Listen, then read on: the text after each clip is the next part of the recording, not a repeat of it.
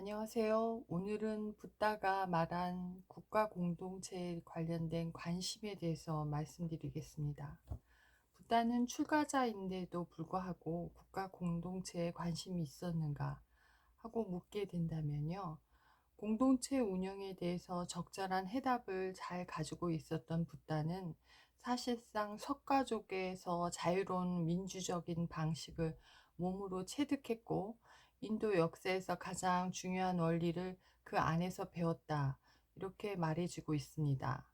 붓다가 얻은 원리는 왓지족의 국가 공동체를 위해서 고스란히 쓰여졌고, 더 나아가 상가 공동체에도 적용이 되었던 것으로 보입니다.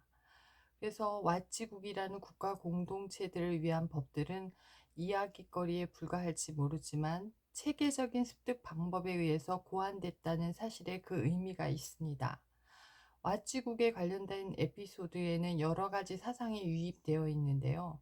유교의 효와 경사상이 그 하나이고, 열방경 초기 텍스트에서 특히 유행경에서 힌두이즘의 슈라마니즘 사상, 사문 사상이 전체적인 맥락을 또 이루고 있습니다. 그래서 그 시대 상황을 배경으로 하면서 경전에 편찬한 이들이 거기에 부차적인 자료를 삽입해서 만들어진 텍스트가 아닌가 이렇게 생각이 되어집니다. 붓다의 관심이 국가 공동체에 있었다는 사실은 이 왓지국의 쇠망하지 않은 가르침에 의거해서 증명이 되었다고 할 수 있습니다.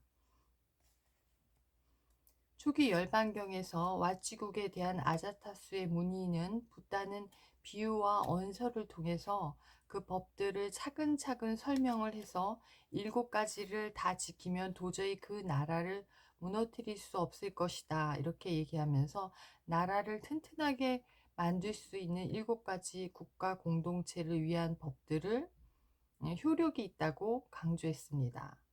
그래서 공동체에 있어서 국가의 중요성은 굉장히 중요하고, 어디에도 치우치지 않는 공동체의 성장이 사실상 가장 중심되는 사상이라고 할 수 있겠습니다. 자연스럽게 이어지는 이 에피소드를 초기 열반경 처음에 거론한 것은요, 상가 공동체의 도입 부분을 위한 장치라고도 얘기하는 분들이 있어요. 그래서 이 논의에 의하면요, 내부 분열에 의해서 화합이 깨져 왓지국은 나중에 마가다국에 의해서 멸망이 되지만, 붓다 역시 세속적인 국가 공동체에 대해서 상가만큼 관심을 기울이지 않았다는 의견도 있고, 그래서 그 세속적인 조직이나 문제에서 일정한 거리를 유지했다는 평가도 함께 존재합니다.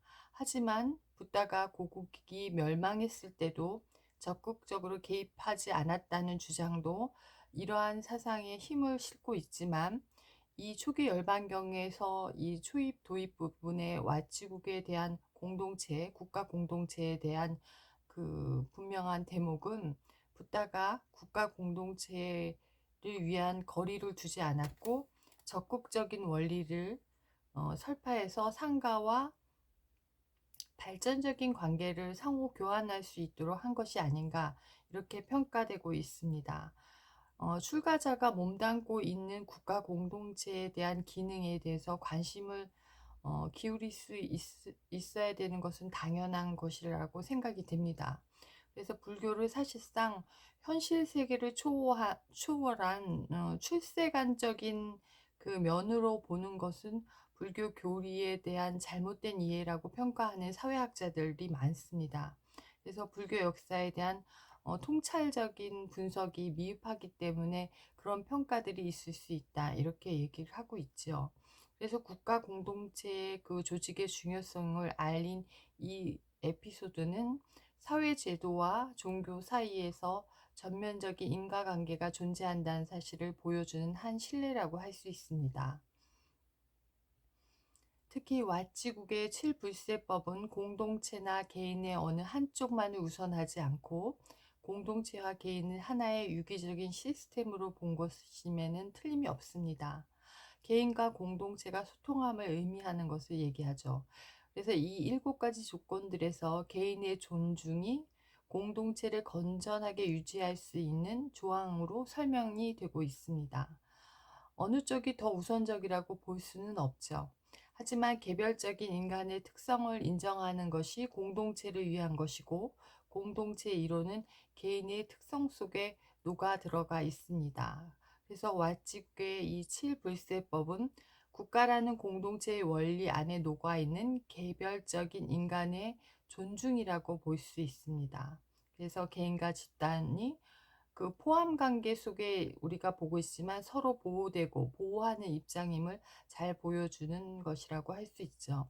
그래서 중간자적인 입장으로 보는 것이 타당하지만 붓다는 애매한 입장을 취한 것은 아니죠. 그래서 유익한 의견에 대해서 공감하고 실용적으로 다가설 수 있게 말하고 있습니다.